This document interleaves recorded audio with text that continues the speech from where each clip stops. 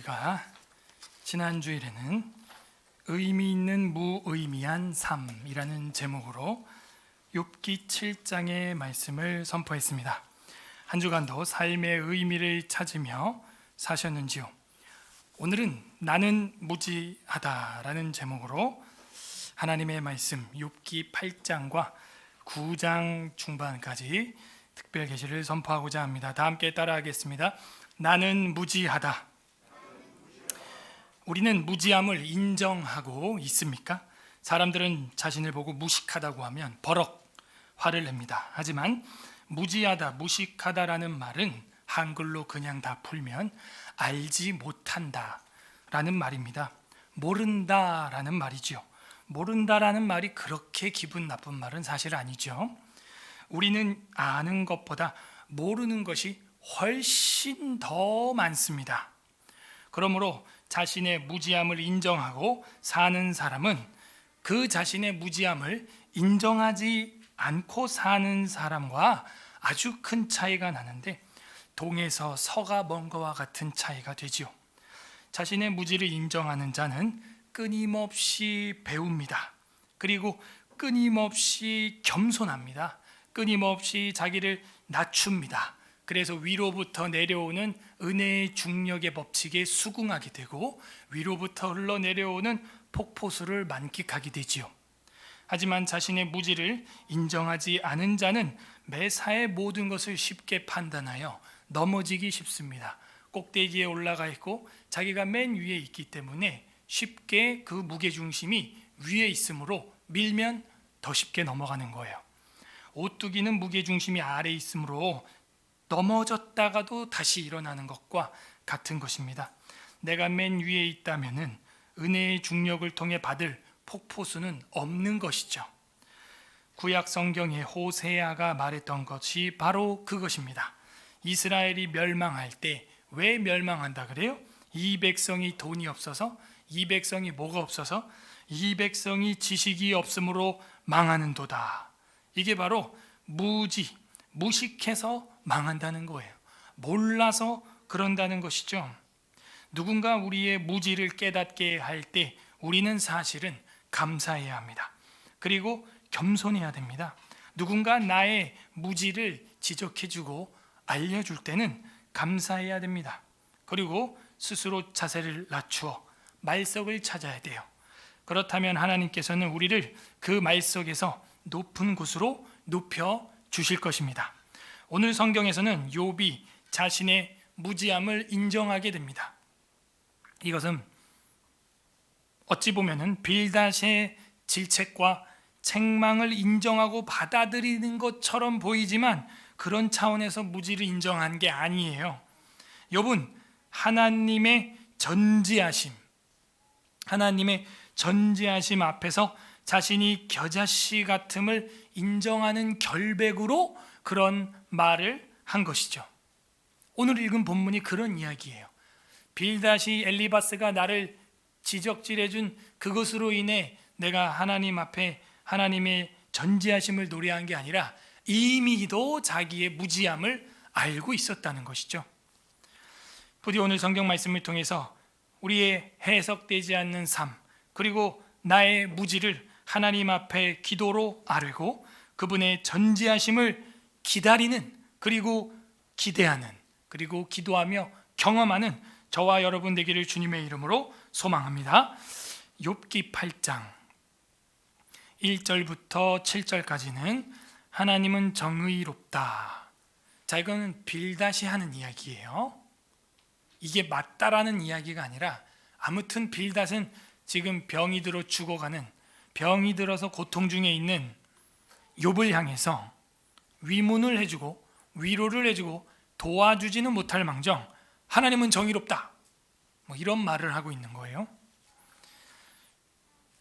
1절 수앗 사람 빌닷이 대답하여 이르되, 그러니까 대답을 했다라는 말은 지금 6장 7장에 욥이 혼자서 했던 그 고백들 말들 그거에 대해서 반격을 한 거라는 것입니다. 6장 7장이 뭐였어요? 6장 3절에 보면은 야 내가 정말 너무 고통스러워서 내 입이 그러므로 내 말이 경솔했구나 이런 말을 하죠. 내가 너무 힘들고 고통스럽기 때문에 내 입에서 말이 계속 나온다. 그리고 7장에서는 뭐라 그래요? 내가 너무 힘들고 배틀북보다 빠르게 희망 없이 삶을 보내고 있는데 바람 같다. 내 인생이 구름 같다. 내 인생이 헛것이다. 그게 7장 7절 9절 15절에서 우리가 지난주에 확인했죠. 그래서 내가 너무 아프고 괴롭기 때문에 7장 11절에 보면 너무 아프고 괴롭기 때문에 내 입에서 말이 계속 나온다는 거예요. 그러니까 여러분 주변에 말이 계속 많고 한탄하는 사람들은 굉장히 아픈 겁니다. 지금 괴로움이 있기 때문에 계속 말을 하는 거예요. 하나님은 나를 정말 관역으로 삼으시고 감찰하는 것 같다. 자, 이런 말들, 자 이거를 들었던 빌닷이 지금 8장 1절에 대답을 한 겁니다. 수아 사람 빌닷이 대답하여 이르되 네가 8장 2절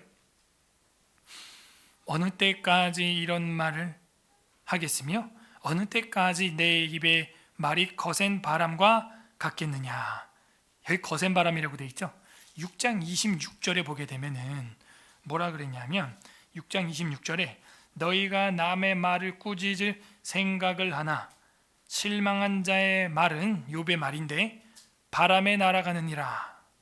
그래서 내 말은 정말 한낮 바람처럼 날아가는구나 라고 친구들한테 이야기를 욥이 했는데 빌닷은 지금 8장 2절에 뭐라 그러냐면 욥 너가 하는 그 말 바람 같다고? 그냥 바람이 아니야. 거센 바람과 같겠는가? 말이 너무 세. 말이 너무 많아. 지금 그런 이야기를 하고 있는 거예요. 그러니까 지금 욥의 한 말에 대해서 다 받아치고 있다는 관점으로 성경을 보면은 이해가 됩니다.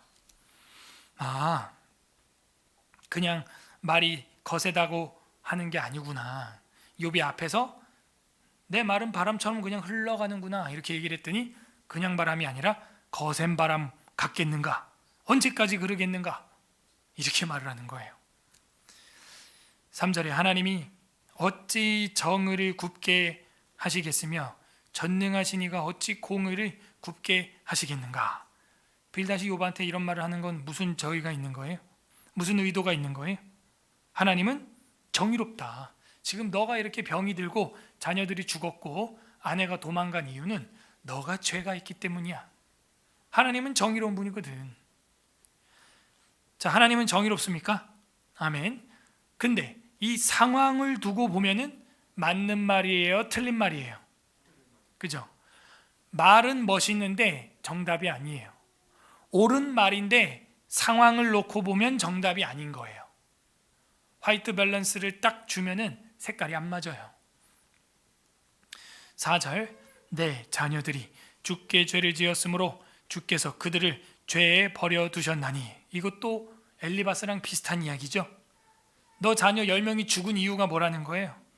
죄를 지었다는 거예요. 저번에 엘리바스는 얼마나 더 잔인한 이야기를 했습니까? 그죠? 엘리바스는 정말 더 잔인한 이야기를 했었잖아요. 그 돌 사이에 끼었다, 뭐 도망가지 못했다, 그런 이야기를 막 했어요. 4장 7절에도 보면 생각해봐라. 죄 없이 망하는 자가 누구냐? 정직한 자의 끊어짐이 어디 있느냐? 참, 이런 얘기를 하면서 지금 자식 죽은 사람 앞에서 할 소리입니까? 공감 능력이 떨어지는 거예요. 위로의 말을 해줘야 되는데 말이죠. 그래서 이런 엘리바스와 동일하게 8장에서 빌닷도 너 자녀가 죽은 이유가 죄 때문에 그런 거라는 거예요. 그러니까 우리가 너무 쉽게 판단을 내릴 수는 없어요. 물론 그게 그럴 수도 있죠. 죄 때문에 그런 걸 수도 있는데 지금 이 상황에서는 그게 아니라는 겁니다. 8장 5절에 내가 만일에 하나님을 찾으면 전능하신 이에게 간구하고 6절 또 청결하고 정직하면 반드시 너를 돌보시고 내 의로운 처소를 평안하게 하실 것이라. 내 시작은 미약하였으나 내 나중은 심히 창대하리라. 이러면서 나온 말이 바로 내 시작은 미약했으나 내 나중은 심히 창대하리라 한 거예요. 문맥의 흐름을 보세요. 빌닷이 화가 나서 욥한테 막 쏴붙이면서 네 자식들 죄가 있어 죽은 거야. 하나님은 청결하고 정직한 자를 돌보시고 의로운 처소에게는 평안을 주시고 시작은 미약하지만 나중은 창대하게 해주시는 거다. 그죠? 하나님은 전능하시기 때문에 그렇게 해줄 수 있죠. 그런데 지금 욥의 상황에 대입을 해보면 맞아요, 틀려요? 또 틀린 거예요. 말은 멋있는데 그 사람한테 소위 케바케, 케이스 바이 케이스인 거예요. 이게 꼭 맞는 게 아니에요. 욥이 지금 환난을 당한 이유가 자신의 죄 때문이에요? 사탄의 시험 때문이에요? 사탄의 시험이라고 1장에 나와 있잖아요. 2장에도 나와 있잖아요. 2번이나. 그래서 우리가 해석이 안 되는 나의 고난의 삶을 굳이 해석하려고 하지 말라는 거예요. 나중에 지나면 이해가 된다는 것이죠. 지금 이 상황도 우리가 이해가 다 안 되죠. 나중에 돌아보면 어느 정도 답이 수면 위로 드러납니다. 그러니 내 시작은 미약했으나 내 나중은 심히 창대하리라 하는 것을 액자로 만들어서 식당에 걸어놓는 행위는 엄밀히 말하면 상황에 맞지 않은 말을 따다가 액자로 만든 거예요. 빌닷이 욥한테 화내면서 한 말이거든요. 하나님 말도 아니에요. 욥의 말도 아니에요. 그렇게 하면 상을 주겠다고 한 약속의 말도 아니에요. 옳은 말이 꼭 정답이 아닙니다. 멋진 말이 꼭 정답이 아니에요. 여러분, 말에 속지 마세요. 그 사람의 행실을 추적해 보세요. 그게 더 확실합니다.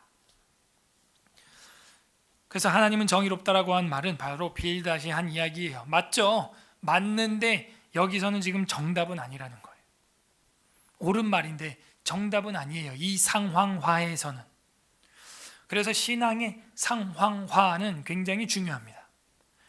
맞는 말이고 멋진 말인데 이 형제자매의 상황화 시켜볼 때 이게 과연 맞는 이야기인가?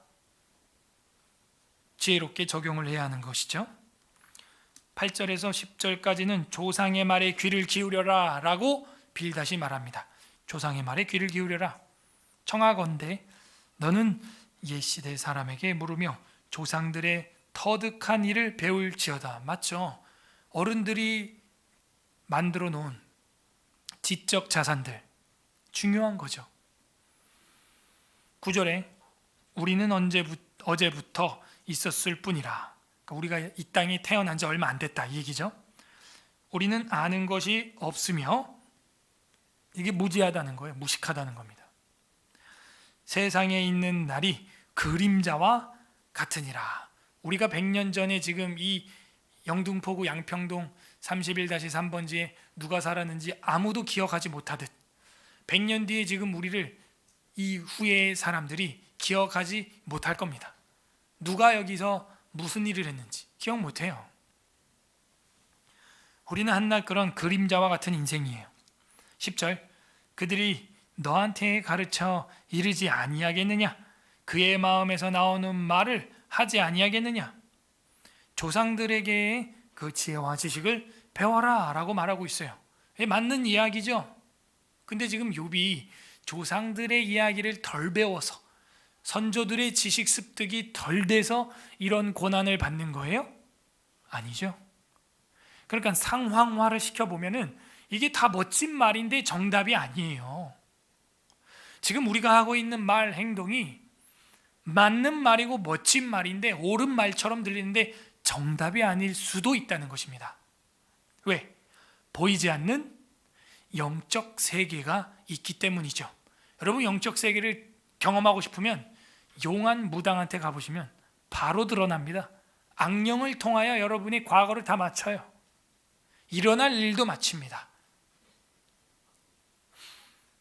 그러므로 영적 세계에서 우리가 보이지 않는 세계를 다 알지 못하기 때문에 모든 것을 다 칼로 두부무 자르듯이 정확하게 분별하기란 정말 쉽지 않아요.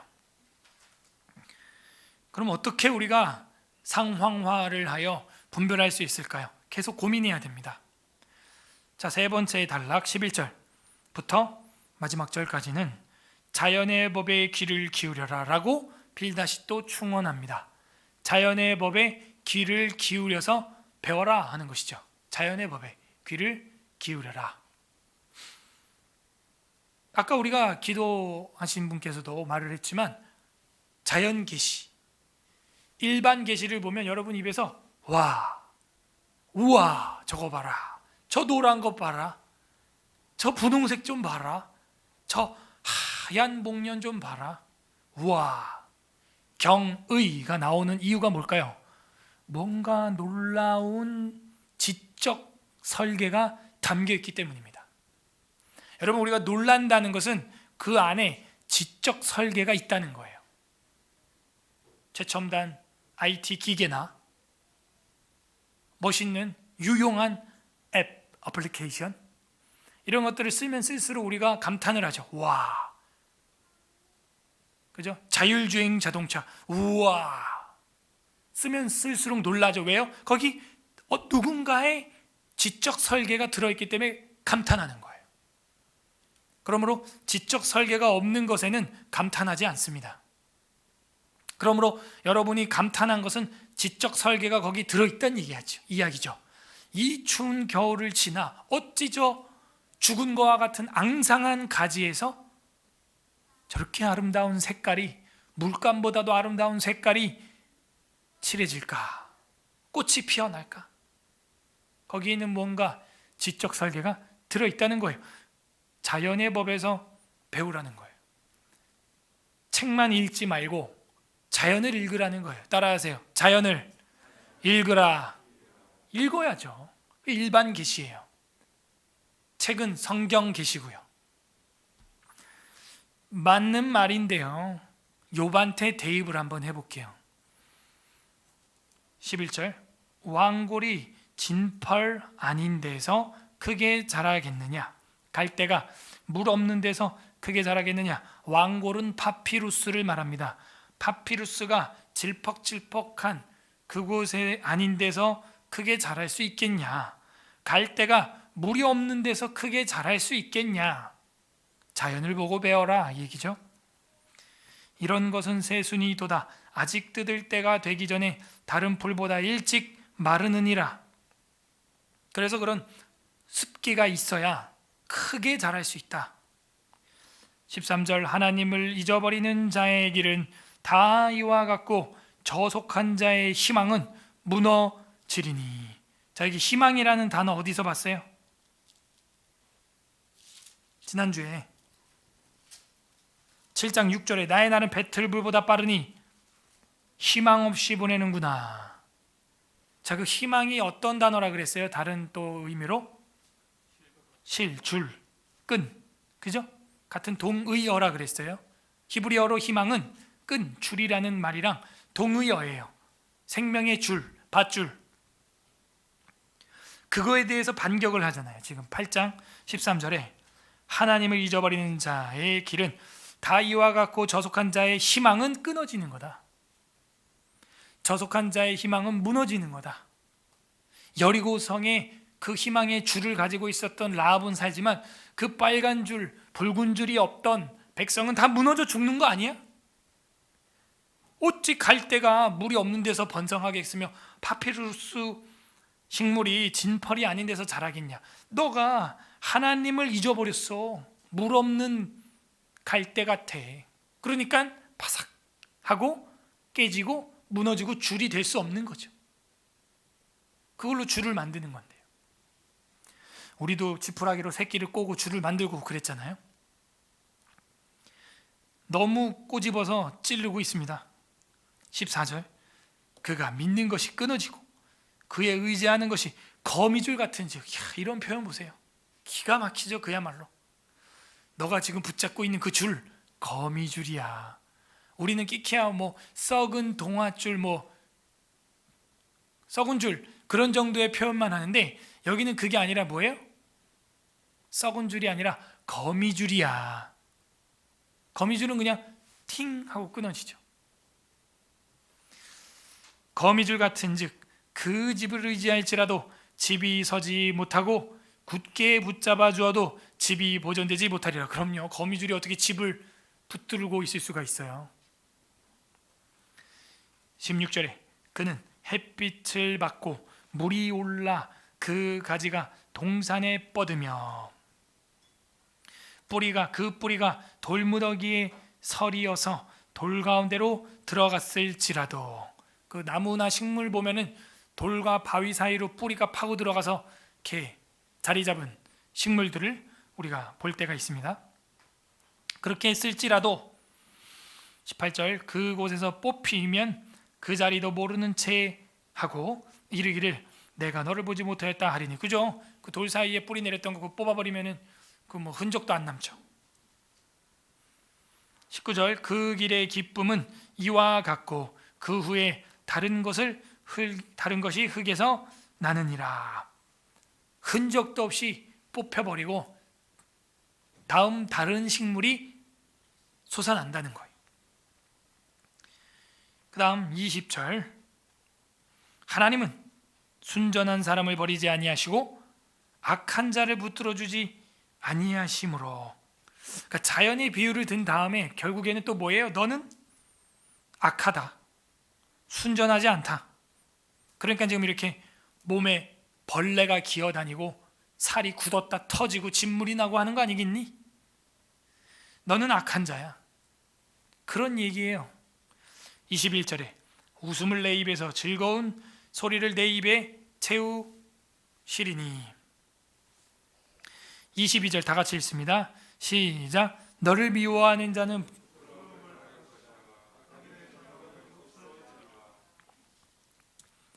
그래서 너가 만약에 제대로 뿌리를 내린 파피루스와 갈대라면은 하나님께서 내 입에 웃음을 주고 즐거운 소리를 주고 부끄러움을 당하지 않게 할 거 아니냐. 악인의 장막은 근데 없어진다. 너 지금 무너졌지. 그게 악하기 때문이야. 지금 이런 말을 빌다시 하는 거예요. 여러분 8장 7절이 어떻게 보입니까? 다 같이 읽어보세요. 8장 7절 시작. 내 시작은 내 나중은, 그죠? 멋진 말이죠. 옳은 말이죠. 근데 이 상황에서는 상황화를 해보면 정답이 아니에요. 자, 8장을 정리해보면 하나님의 정의에서 배우라는 거예요.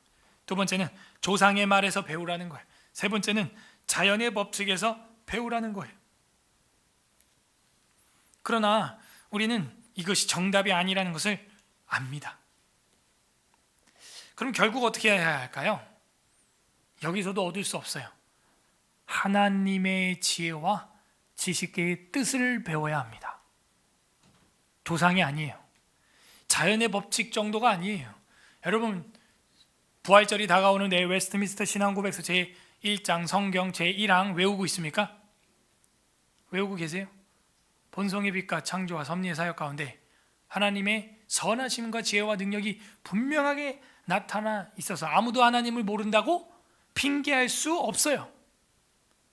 그게 자연 계시인 건 맞아요. 그러나 그러한 것들은 그 하나님의 뜻과 그의 지식을 주는 데 있어서, 전해주는 데 있어서는 불충분하다. 이해하고 계십니까? 어렴풋이 누군가 있다라고 개나리를 보면서, 진달래를 보면서 느낄 수는 있지만 그 하나님과 그의 뜻을 전해주는 데 있어서는 불충분하다는 거예요.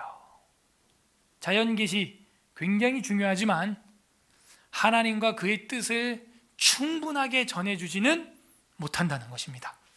그래서 그 일반 계시, 자연 계시 다음에 우리에게 주신 게 뭐예요? 특별 계시예요. 따라하세요. 특별 계시. 성경이에요. 성경. 여러분 신앙 고백은 이렇게 멋지고 중요한 거예요. 왜 안 외우십니까? 외우셔야 돼요. 외우셔야 돼요. 그래서 하나님은 여러 시대에 여러 가지 방법으로 자신을 계시하시기를 기뻐하셨어요. 하지만 세상의 죄와 사탄의 공격으로 인해서 이게 많이 변형됩니다. 그래서 하나님은 변치 않는 기록하는 방식으로 하나님의 뜻을 전하시기로 결정하셨죠. 그게 바로 성경이에요. 자, 9장을 우리가 살펴보면요, 욥은 그걸 인정하고 있어요. 자, 9장 1절부터 14절까지는 하나님의 능력을 인정하는 욥이 나옵니다. 죄를 지적해 보라는 욥의 말에 하나님의 정의, 조상들의 지식, 자연의 법칙을 배우라고 빌닷은 답변을 했고, 그것에 대해서 욥은 그건 이미 내가 다 알고 있는 거야 라고 이야기를 합니다. 9장 1절부터 14절, 하나님의 능력을 인정하는 욥, 인정한다니까요. 욥이 대답하여 이르되, 또 대답을 하는 거죠. 2절, 진실로 내가 이 일이 그런 줄을 알거니와 인생이 어째 하나님 앞에 의로우랴. 인간은 하나님 앞에 의인은 없나니 하나도 없고 선을 찾는 자도 없다라는 것을 알고 있어요. 로마서의 신학을 이미 욥은 하고 있습니다. 의인은 없다. 내가 알고 있다. 어찌 하나님 앞에 의롭겠느냐. 3절에 사람이 하나님께 변론하기를 좋아할지라도 1000마디에 한마디도 대답하지 못하리라. 무식하다, 무지하다 라고 인정하고 있어요. 그 마음에 지혜로우시고 힘이 강하시니 그를 거스르러 스스로 완악하게 행하고도 형통할 자가 누구이랴. 그의 마음이 지혜로우시고 강하시기 때문에 하나님을 거스르고 스스로 완악하게 행하고 형통할 사람 없다. 악인이 형통할 수 없다는 거 나도 알고 있다. 그쯤은. 5절에 그가 진노하심으로 산을 무너뜨리시며 옮기실지라도 산이 깨닫지 못하며 그가 땅을 그 자리에서 움직이시니 그 기둥들이 흔들리도다. 그가 해를 명령하여 뜨지 못하게 하시며 별들을 가두시도다. 자, 이 우주 만물을 꽉 잡고 계신다. 지구, 땅 꽉 잡고 계신다. 산 하나님이 무너뜨리고 그 파괴시키고 지진을 내서 쪼개도 깨닫지 못해. 해 하나님이 명령하고 뜨고 지게 해. 멈추게도 해. 별 하나님이 가두어 두셨어.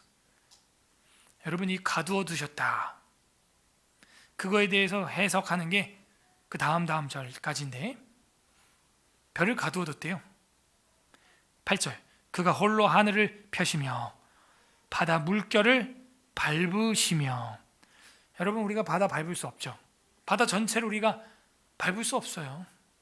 그러니까 이 표현력도 어마어마해요. 하나님은 바다를 밟아버릴 수 있다는 거예요, 한 방에. 9절에 북두성이 뭐예요? 우리가 알고 있는 북두칠성, 그게 큰 곰자리 별자리거든요. 그 묶어놨다는 거예요. 하나님이 별을 가두어뒀다는 거예요. 여러분, 이게 어마어마한 이야기예요. 그리고 삼성, 우리가 알고 있는 그 삼성 기업, 삼성 맞아요. 삼성, 럭키 금성이 LG죠. 금성, 오리온이라고 하는 그 회사 아시죠? 그것도 사실은 이 삼성을 말하는 거예요. 오리온이 별 3개거든요. 삼성. 그리고 묘성, 황소자리죠. 묘성. 그러니까는 북두칠성, 삼성, 묘성, 황소자리별, 이런 것들, 남방의 밀실들을 만들어서 별들을 묶어놨다는 거예요. 여러분, 이게 우리가 세가족 교육에서 배웠던 뭐냐면 성단이라고 하는 겁니다. 오리온은 별이 3개가 아니에요. 별이 3개가 아니라 우리가 볼 때는 별이 3개처럼 보여요, 오리온 별자리는. 그러나 망원경으로 당겨서 보면 수백 개의 별의 집합체입니다. 덩어리예요, 그게. 근데 우리가 멀리서 보니까 하나로 보이는 것이죠. 여러분, 망원경이 개발되기도 전에, 벌써 4000년 전에 성경 욥 시대에 이걸 기록하고 있다는 거예요. 여러분, 안 놀라시는데 우리는 별도 못 보는 별 볼 일 없는 하늘 아래 살고 있습니다. 이 당시 사람들이 벌써 이 정도 지혜와 지식이 있었다는 거예요. 하나님의 계시에 이런 게 써 있다는 거예요. 망원경으로 당겨봐야 보이는 수백 개의 별, 우리가 볼 때는 한 개로밖에 안 보이는 그 성단이 지금 성경에는 이미 하나님이 별을 묶어놨다, 가둬뒀다라고 이미 계시하고 있어요. 이 욥은 아브라함 시대 사람이라는 게 우리가 욥기 서론에서 한 거 아닙니까? 그래서 아브라함도 별에 아주 민감하고 해박했어요. 그래서 하나님은 아브라함을 훈련시킬 때 믿음이 떨어질 때마다 덜 떨어진 짓을 할 때마다 하나님은 아브라함 보고 나와서 뭘 보라 그랬어요? 하늘에 별을 봐라. 바다에 모래를 봐라. 욥도 뭐라 그래요? 바다의 모래같이 내게 무겁도다. 하나님은 바다를 밟으시는 분이시다. 하늘의 별을 묶어두셨다. 이게 그 당시로서는 최첨단, 오늘날도 천문학이야말로 정말 고도의 과학 아니에요? 그러니까 예수 믿는 사람 기독교인들은 이 정도 논리와 지혜와 지식이 해박해야 돼요. 압도적이어야 됩니다. 무식하면 안 돼요. 어쨌건 욥은 내가 알고 있어. 그리고 내가 정말 이런 최첨단 천문학을 나도 할 줄 알아. 동방박사와 같아. 그런데 하나님 앞에서는 무지하다는 것 정도는 나도 알고 있다, 이 사람아. 어찌 하나님 앞에 의롭겠냐? 그와 변론하겠냐? 그는 지혜롭고 강하신데. 야, 그 정도 자세는 나한테도 있어. 내가 그렇게 무지막지하게 달리는 그런 교만한 자가 아니야. 지금 이 상황은 그런 게 아니라고. 저는 이거 보면서 깜짝 놀랐어요. 욥이 자기의 이 환난에 대해서 굉장히 신학을 하고 있어요. 굉장히 조심스럽고 예리하게 분석을 하고 있다는 겁니다. 그 고통 중에서도요, 자살하지 않고요, 하나님을 침삼킬 동안에도 인정하고 있다는 거 우리가 지난주 봤잖아요. 대단한 거예요, 욥은요, 진짜. 욥을 우리가 쉽게 판단할 수 없어요. 10절에 측량할 수 없는 큰 일을, 셀 수 없는 기이한 일을 행하시느니라.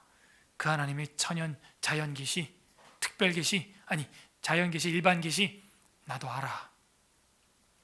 기이한 일이죠. 11절에 그가 내 앞으로 지나가시나 내가 보지 못하며 그가 내 앞에서 움직이시나 내가 깨닫지 못하느니라. 무식하다. 나는 그래. 내가 알 만큼은 알지만 인지의 한계에서 선이 딱 그어지는 거예요. 무식하다. 할 수 있는 형이상학 다 했어. 나도. 나 근데 그 이상은 몰라.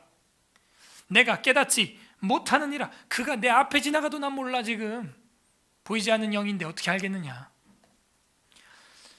12절 하나님이 빼앗으시면 누가 막을 수 있으며 무엇을 하시나이까 하고 누가 여쭤볼 수 있겠냐. 하나님이 하시는데, 주신 것도 하나님이시요 취하신 자도 여호와이신데 어떻게 우리가 그거에 대해서 물어볼 수 있겠느냐. 13절 하나님이 진노를 돌이키지 아니하시나니 라합을 돕는 자들이 그 밑에 굴복하겠거든. 이 라합을 돕는 자라는 말은요, 라합은 폭풍, 교만이라는 뜻을 가지고 있어요. 라하브라고 하는 히브리어가요. 그래서 그 라합을 돕는 자들이 그들이 그 밑에서 굴복한다라는 말은 그 폭풍 후 교만이라는 뜻을 가지고 있는데, 그 폭풍과 이런 거를 다스리는 괴물, 이방 우상, 신화를 말하고 있어요. 하나님을 대적하는 어떤 악령을 상징하는 건데, 그걸 섬겼던 자들도 하나님의 진노 앞에서는 굴복한다. 이방 귀신을 섬겼던, 폭풍신을 섬겼던 자들도 굴복한다. 하나님 앞에. 14절 하물며 내가 감히 대답하겠으며 그 앞에서 무슨 말을 내가 하겠느냐. 나는 무지하다. 가령 내가 의로울지라도 대답하지 못하겠고 나를 심판하실 그에게 간구할 뿐이다. 욥기 1장에 의하면 욥은 의롭다라는 건 하나님의 평가였습니다. 그런데 욥은 자기를 의롭다고 인정하지 않아요. 하나님은 의롭다고 평가했는데 내가 의로울지라도 대답하지 못하고 기도할 뿐이다. 여러분, 기도의 능력은 여기서 나타나요. 우리의 무지함 속에 기도해야 돼요. 너희 중에 지혜를 사모하는 자들이 있느냐? 호의 주시고 꾸짖지 아니하시는 하나님께 구하라. 그리하면 주신다. 야고보 1장에 나오죠. 욥은 그거 알고 있었습니다. 그래서 간구할 뿐이다. 기도할 뿐이에요. 우리는요. 16절 가령 내가 그를 부름으로 그가 내게 대답하셨을지라도 내 음성을 들으셨다고는 내가 믿지 아니하리라. 너 엘리바스 뭐 하나님 음성 들었다고 나한테 그러는데 그 영이 지나갈 때 쭈삣쭈삣 됐다 그러는데 나는 들었다고도 난 말 못하겠다. 겸손한 거죠. 17절 그가 폭풍으로 나를 치시고 까닭없이 내 상처를 깊게 하시며 지금 아무 이유가 없다. 내가 살펴볼 때 나를 숨쉬지 못하게 하시며 괴로움을 내게 채우시는구나. 괴롭다. 19절 힘으로 말하면 그가 강하시고 심판으로 말하면 누가 그를 소환하겠느냐. 가령 내가 의로울지라도 내 입이 나를 정죄하리니 가령 내가 온전할지라도 나를 정죄하시리라. 그러니까 내가 의로울지라도 나는 나를 정죄하고 하나님도 날 정죄할 거야. 그 정도는 알아. 먼지 다 나오지. 털면은 나는 먼지 나오는 인간이야. 인간. 아담의 후손이라고. 21절 나는 온전하다마는 내가 나를 돌아보지 아니하고 내 생명을 천히 여기는구나. 나도 털면 먼지 나오는데 지금 상황에서는 나는 지금 온전해. 이렇게까지 될 상황은 아니야. 내가 나를 돌아보지 아니하고 내 생명은 천하게 지금 내가 여기고 있다. 그죠? 저번에 엘리바스에 대한 답변으로 욥이 뭐라 그랬어요? 하나님 내 생명을 놔주소서. 데려가세요. 난 생명에 미련이 없어. 22절에 일이 다 같은 것이라. 그러므로 나는 말하기를 하나님이 온전한 자나 악한 자나 멸망시킨다 하나니. 그러니까 온전한 자도 하나님 앞에서 멸망할 수 있는 것 같아. 어떻게 보면 욥의 이 신학이 맞는 거 아니에요 지금? 아무리 내가 온전해도 하나님 앞에서 멸망할 수 있다는 거죠. 하나님은 욥에게 그의 생명은 몸은 건드리지 말라 했다가 두 번째는 생명은 건드리지 말라고 했지만 제가 말하지만 교회사에 보면 생명도 내놔야 했던 일이 너무 많다는 것이죠. 그러므로 욥의 말이 욥의 신학이 정답이에요. 어떻게 보면. 그러나 그가 하는 불평과 불만은 온당치 않죠. 23절에 갑자기 재난이 닥쳐 죽을지라도 무죄한 자의 절망도 그가 비우시리라. 자, 이런 거는 자기 고통에 대한 독백이죠. 24절 세상이 악인의 손에 넘어갔고 재판관의 얼굴도 가려졌나니 그렇게 되게 한 이가 그가 아니시면 누구냐. 공평하게 지금 뭔가 판단이 안 된다는 거예요. 25절에 나의 날이 경주자보다 빨리 사라져 버리니 복을 빌 수가 없다.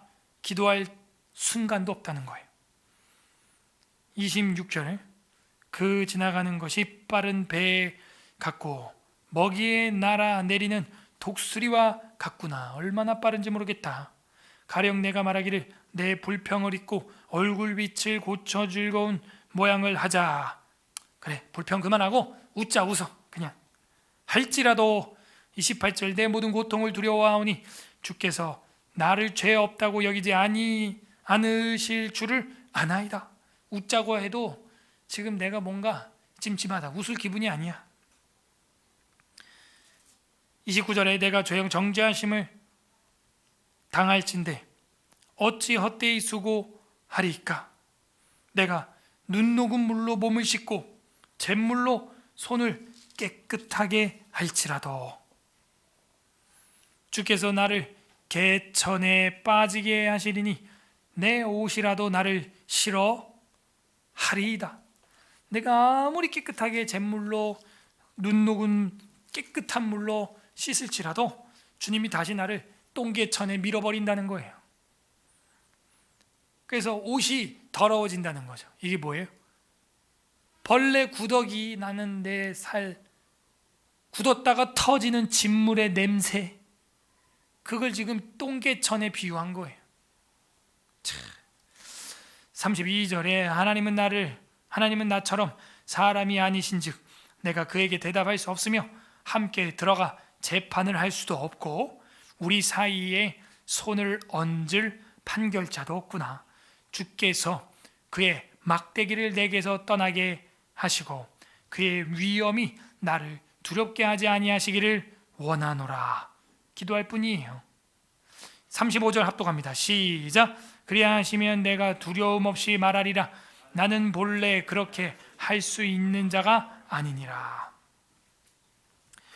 그러니까 재판을 같이 하나님과 한번 할 수 있다면은 내가 두려움 없이 말하겠는데, 나는 원래 근데 이런 사람이 아니다, 이런 말하는 사람이 아닌데 지금 너무 냄새가 나고 내 인생이 진짜 개천에 빠진 것 같이 내 옷이 나를 싫어할 정도로 정말 옷을 벗어서 저 멀리 던져버려야 하는 고통 중에 있다 하는 것이죠. 우리는 무지합니다. 욥처럼 천문학에 해박하지도 못해요. 그렇다고 해서 우리가 무슨 세포 분자학에 또 해박하지도 못합니다. 작고 작은 생물체로부터 저 멀리 있는 광활한 우주까지 우리는 무지합니다. 그러므로 우리는 하나님의 지식이 필요해요. 정리해 볼까요? 왜 우리한테는 하나님의 지식이 필요합니까? 첫 번째, 조상에게 다 배울 수 없기 때문이죠. 빌닷의 말이 틀렸다 얘기예요. 두 번째, 하나님의 지식이 필요한 이유, 내가 무식하다고 인정해야 하는 이유, 자연에서 다 배울 수 없기 때문입니다. 일반 계시를 통해서, 자연 계시를 통해서 심지어 우리는 하나님의 존재는 핑계하지 못할지라도 구원에 이르는 지혜와 지식을 얻는 데 있어서는 불충분한 것이죠. 그러므로 자연을 읽어야 하지만 자연에서 다 배울 수 없어요. 그러므로 하나님의 지식이 필요합니다. 세 번째, 우리에게 하나님의 지식이 필요한 이유는 무엇입니까? 친구를 통해서, 아무리 뛰어난 학자를 통해서, 빌닷과 엘리바스와 아브라함과 같은 그런 과학자들 급에 해당하는 동방박사급에 해당하는 사람들을 통해서도 다 배울 수 없기 때문입니다. 스승과 선생을 통해서, 친구에게서 다 배울 수 없기 때문에 하나님의 지혜와 지식을 우리는 배워야 합니다. 우리는 무지합니다. 그래서 믿음의 선배들의 진리 우리가 잘 배워야겠지만 부족합니다. 우리는 무지합니다. 그래서 자연계시를 열심히 읽어야 되지만 거기서 구원을 얻는 데 이르는 지혜가 충분하지 못합니다. 우리는 무지합니다. 선생님과 교수와 목사와 주위에 있는 지인들을 통해, 지식인들을 통해 최대한 배워야 합니다. 하지만 그들의 한계를 우리는 오늘 빌닷을 통하여 확인했습니다. 그래서 우리가 찾아야 하는 것은 하나님의 지혜입니다. 특별계시, 진리, 교리. 진리를 정리해 놓은 게 교리예요. 둘 다 진리예요. 여러분, 교리가 무엇입니까? 배울 교, 가르칠 교. 리가 뭐예요?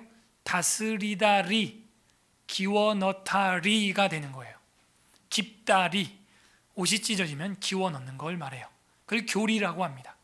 배워서 기워 넣는 거예요. 내 옷이, 신앙의 옷이 너덜너덜합니다.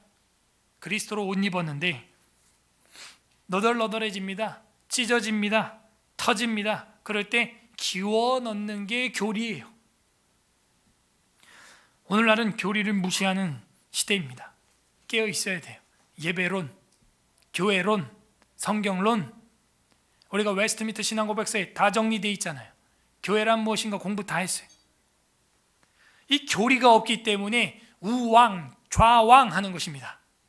어떤 목사는 이렇게 말하고 또 다른 목사는 교회는 이래야 된다, 지금 이 상황에서 이렇게 말하고. 여러분은 또 어떻게 이야기할 겁니까? 간곡히 제가 부탁드리건대 나름대로 판단하지 마세요. 우리 기독교는 5,000년의 역사를 흘러오고 있어요. 그것이 축적되어 있고 그 엑기스와 신앙 고백이 교리예요. 사도신경 교리예요. 삼위일체 교리예요. 예수님의 신성과 인성, 그게 교리라는 것입니다. 수천 년 동안 축약된 거예요. 전능하사 천지를 창조하신 하나님 아버지를 내가 믿사오며 AD 150년경에 완성된 사도들의 신경 교리예요. 그게 지금은 우리가 1647년 영국 의회에서 공인된 웨스트민스터 신앙고백서로 확장된 것입니다. 그리고 여러분이 세례와 학습을 받을 때 뭐 하는 거예요? 문답을 하죠. 그게 뭐예요? 교리예요. 교리. 그거 안 하면 세례 안 줘요. 맹세도 못 해요. 교리는 생명이에요. 생명. 그 교리 가르치고 배운 게 있어야 내 터진 신앙의 옷을 기워 넣을 수 있어요. 열심히 진리와 교리를 배워야 합니다. 여러분은 지금 기워 넣고 있습니까? 터진 줄도 모르고 있는 거 아니에요? 창피하게 옷 다 찢어졌습니다. 제발 그리스도로 옷 입으시길 바랍니다. 하나님의 지식을 배우시길 바랍니다. 그리고 기워 넣으세요. 관련 구절 잠언 10장 21절 봅니다. 잠언 10장 21절.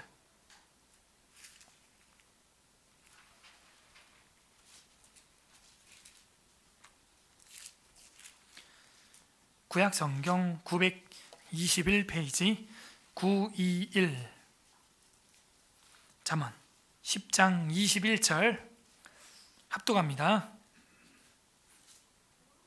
잠언 10장 21절 시작. 의인의 입술은 여러 사람을 교육하나. 지식은 그만큼 중요합니다. 호세아 4장 6절 보겠습니다. 호세아 4장 6절 1259 페이지 1259 페이지 호세아 4장 6절 호세아 4장 6절 합독합니다. 시작. 내 백성이 지식이 없으므로 망하는도다. 내가 지식을 버렸으니 나도 너를 버려 내 제사장이 되지 못하게 할 것이요 내가 내 하나님 율법을 잊었으니 나도 내 자녀들을 잊어버리리라. 여러분이 하나님 지식을 배우지 않고 잊어버리고 무식해지면 하나님도 우리의 자녀들을 잊어버리겠다는 거예요. 빌립보서 3장 8절 신약성경 빌립보서 3장 8절 신약성경 321페이지 321 빌립보서 3장 8절 빌 321페이지 빌립보서 3장 8절 합독합니다. 시작. 또한 모든 것을 해로 여김은 내 주 그리스도 예수를 아는 지식이 가장 고상하기 때문이라. 내가 그를 위하여 모든 것을 잃어버리고 배설물로 여김은 그리스도를 얻고. 아멘. 그리스도를 아는 지식, 그 말씀이 육체가 되어 오신 분, 그리고 그 말씀, 그 성경을 아는 것, 그것이 가장 고상한 지식이고 다른 것들은 배설물과 같다는 거예요. 그래서 우리 교부들은 이런 말을 했죠. 철학은 신학의 하녀다. 세상 사람들은 그리스 로마 고대 철학이 최고인 줄 아는데 뛰어난 건 사실이지만 그 철학은 결국 신학의 하녀에 불과한 것입니다. 고린도전서 8장 1절 2절 보겠습니다. 좀 앞으로 가서 고린도전서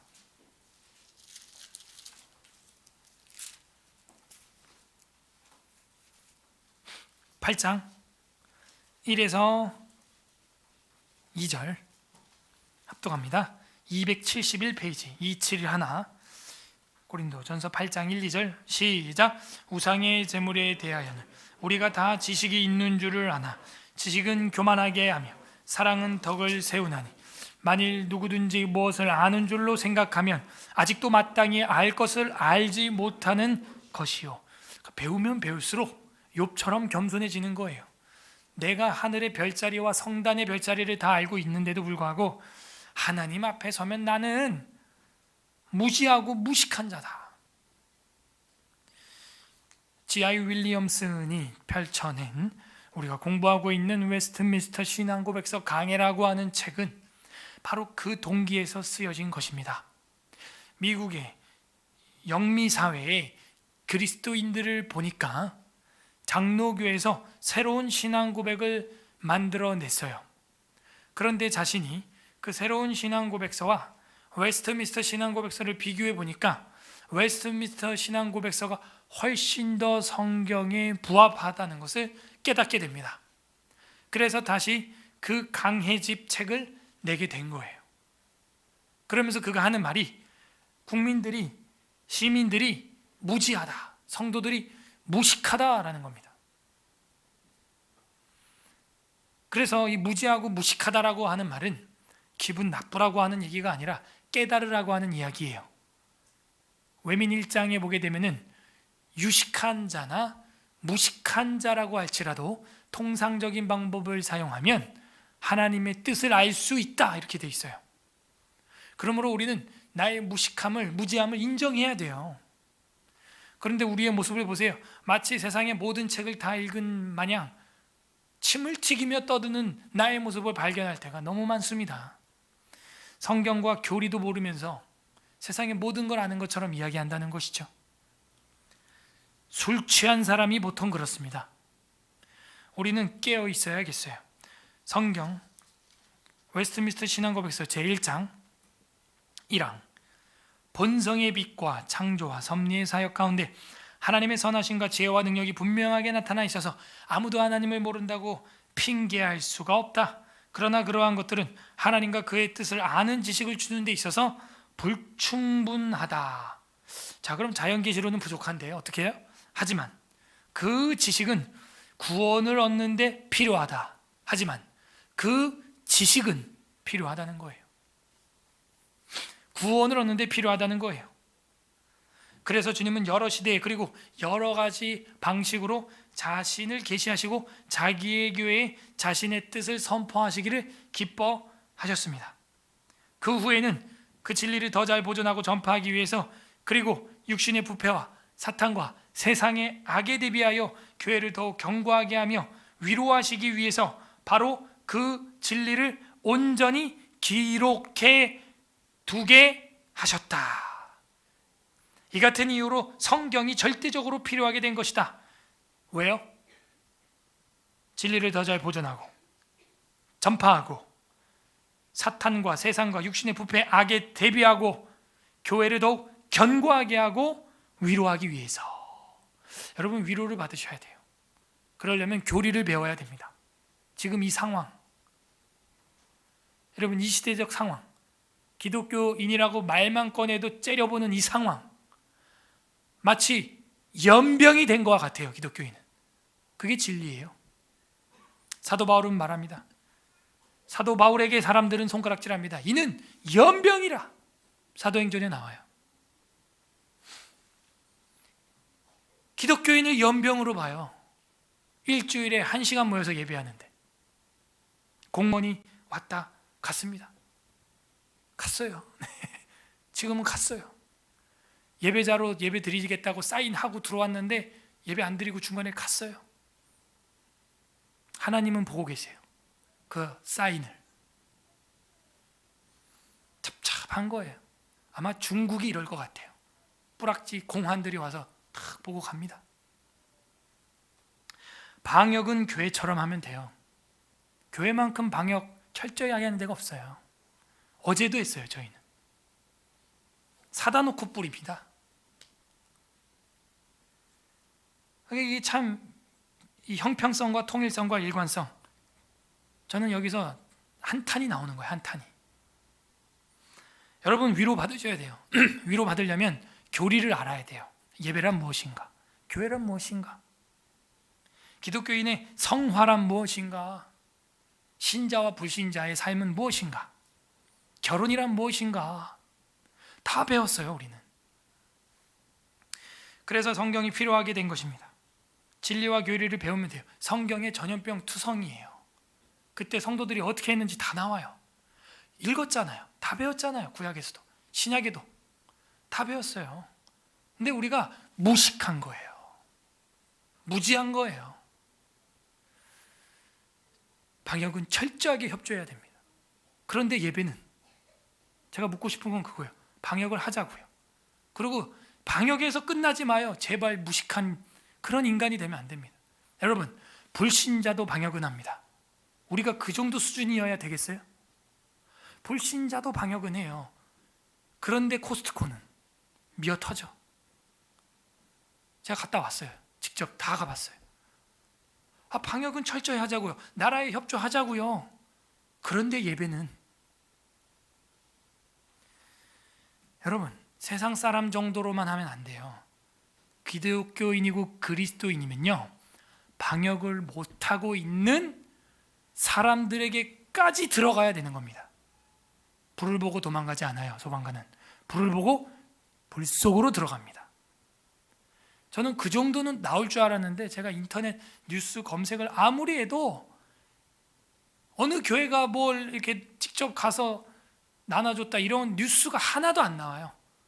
그냥 메가처치가 몇 천만 원을 구청에 의탁했다 뭐 이런 건 나와. 여러분, 그건 기독교인의 자세가 아니에요. 제가 확실히 말해드릴게요. 네가 사마리아인의 이웃이 되라, 환난 당한 자의 이웃이 되라 하는 거예요.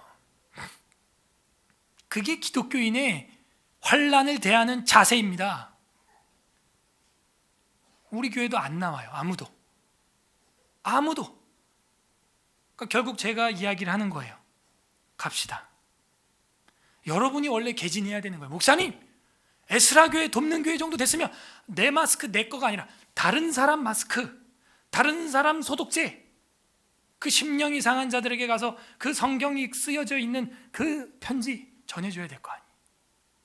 어찌 그런 아이디어 하나가 안 나와요? 우리가 뭐가 달라요? 다른 교회랑.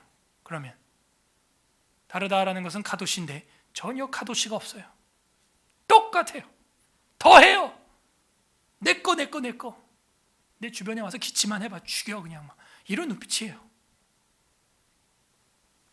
이게 예수 믿는 사람입니까? 이게 하나님의 뜻일까요? 여쭤보세요. 욥처럼. 기도해 보세요. 이게 하나님 뜻이냐고요? 아니에요. 하나님의 뜻은 흑사병 걸린 환우들에게 가는 거예요. 쯔빙글리는 자신이 흑사병에 걸렸고 딸은 죽었어요. 심지어. 물론 그들 시대에는 의학적 지식이 부족했던 것도 인정합니다. 인정하지만 원로는 돕는 거예요. 원로는. 의사들도 간호사들도 지금 하고 있잖아요. 그들을 우리가 서포트 해야죠. 기독교인들이. 니케아 시대 이전에는 기독교인과 비기독교인의 비율이 1대 250이었어요. 그때도 역시 천연두와 홍역이 그때는 왕성하게 일어났는데 기독교인들이 그들을 돌보기 시작하고 같이 걸려 심지어 죽기까지 했습니다. 그리고 나서 100년 뒤에 기독교인들, 니케아 시대 이후에 기독교인들의 비율이 어떻게 된 줄 알아요? 1대 8이 됐어요. 별로 놀라질 않으시네. 250대 1이었는데 그 난리를 겪고 나서 기독교인들의 선한 행실로 말미암아 1대 8이 됐다고요. 누가 우리 서울 에스라교회 성도들의 행위를 보고 예수 믿겠어요? 여러분이 그들의 입을 막으려면, 변증하려면 어떻게 해야 되는 줄 알아요? 예배 드리면서도 그들의 입을 막으려면 우리는 대구에 가서 이렇게 했다, 하다못해 나는 이렇게 했다 해야 되지 않겠어요? 확진자와 함께 했다 해야 되지 않겠어요? 진짜 그냥 확진자와 함께 해야 되지 않겠냐고요. 전 이런 비느하스와 같은 의문이 일어나요. 요즘에 뭐하냐. 제가 한 단계 더 업그레이드 합니다. 말라위에 제가 아는 후배 목사님이 치과 의사입니다. 실제 말라위 라이센스 가지고 있어요. 치과 의사 마스크도 없대요. 이번 주에 연락이 왔어요.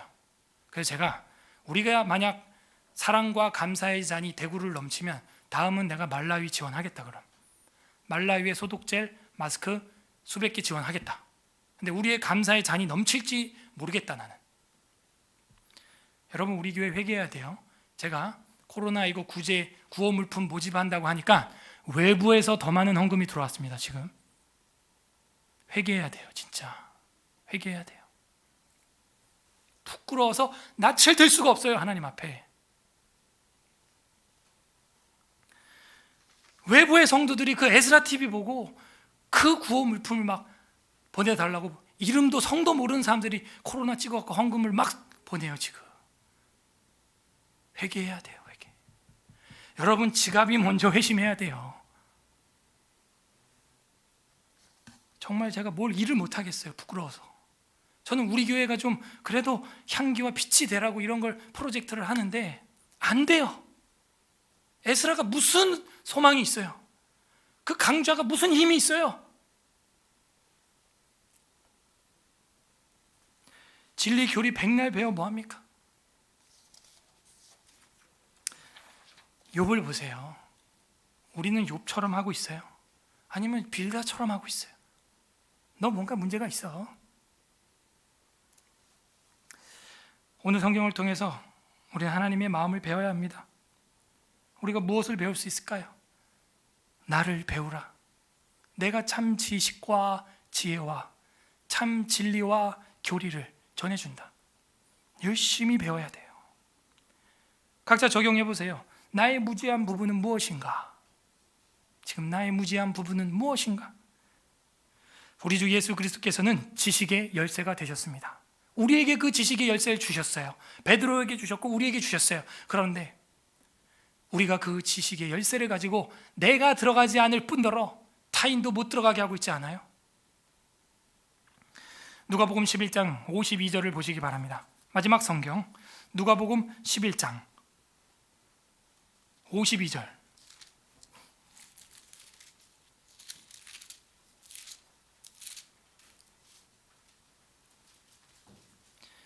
(113페이지) 신약성경 113 누가복음 11장 52절 합독합니다. 시작. 화 있을진저 너희 율법 교사여 너희가 지식의 열쇠를 가져가서 너희도 들어가지 않고 또 들어가고자 하는 자도 막았느니라 하시니라. 예수님은 전염병이 창궐하는 벳아니의 상시로 들어가셨어요. 그리고 나병 환자인 사람들을 돌보았고 시몬뿐만이 아니고 나사로라고 하는 사람을 아예 친구 삼으셨습니다. 그 집에 들어가 기탄 없이 먹고 마셨고 함께 지냈어요. 저번에도 제가 말씀드렸지만 손양원 목사님은 그 당시 방역 수칙인 마스크, 장화, 장갑, 전신 소독, 그래야 만날 수 있는 나 환자들을 기탄 없이 만나고 그들의 고름을 빨아줬어요. 그리고 자기가 나병에 안 걸린 거에 대해서 매해 피검사할 때마다 올해도 그들의 친구가 되기는 틀렸구만. 그런 이야기를 했어요. 이게 성도예요. 방역은 기본이에요.